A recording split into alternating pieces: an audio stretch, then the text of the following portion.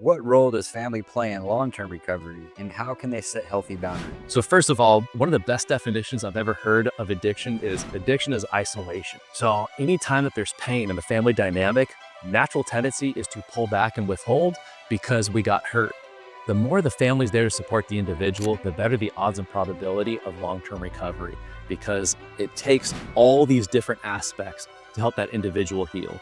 One of the biggest problems is the guilt and the shame that the person who's been struggling with the addiction is feeling. I mean, think about it. You get exposed to your worst moments you've ever lived, the things that you've kept hidden in the closet. You don't want anybody to know. Now, not only is it out in the open, but it's how people actually see you and view you. This is the part that gets so difficult to comprehend, because this is what happens when a person says, I don't want to live this way anymore. And we practice living by truth. So of loving everything, even the most horrific things, doesn't mean you have to accept it or say, I say that this is acceptable. It's, I love you knowing all this. Now we're coming together to set some healthy boundaries and parameters of what we're going to do to continue forward. So this is why you'll hear me say it again and again and again.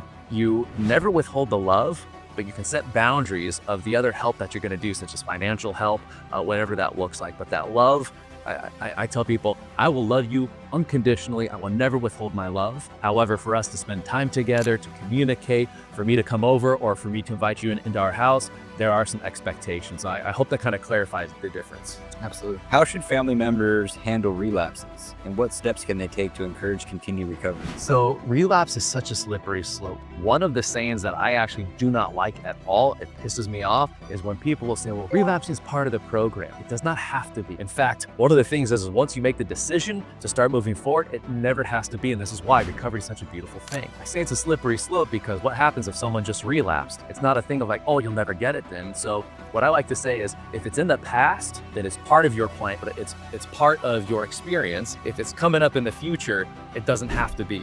So as far as relapse, when a person is living in truth, living by the 5 foundational freedoms, is doing the daily disciplines, this is how we grow. As they do that, they start building trust. I don't want to say then there's no chance of relapse, but what we found is when the person's doing the daily work, the chances of relapse diminish more and more and more because they're doing the daily work. If they stop doing the work that gets the results, and they go back to getting the results the results that were happening before not doing the work. I hope that makes sense. So there's a few things from a data standpoint.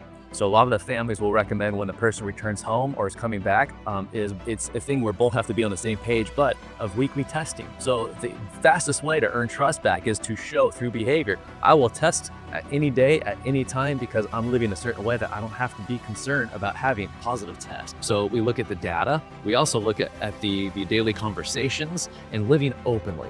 So here's what I mean by that. As we continue to progress forward, we have this relationship, we're very open, everything checks out. I call it the BS detector.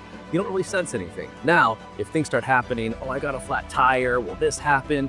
And you start seeing a pattern start to reveal itself again. If your little BS detector goes off, this is the part where have that confrontational, we call it compassionate confrontation. We go over this in our 6-week family program, but it's how to have those uncomfortable conversations where there's gonna be some collision, but done in a healthy way. Because when we avoid those difficult conversations, all it does is delay or prolong the amount of pain and usually consequences on the back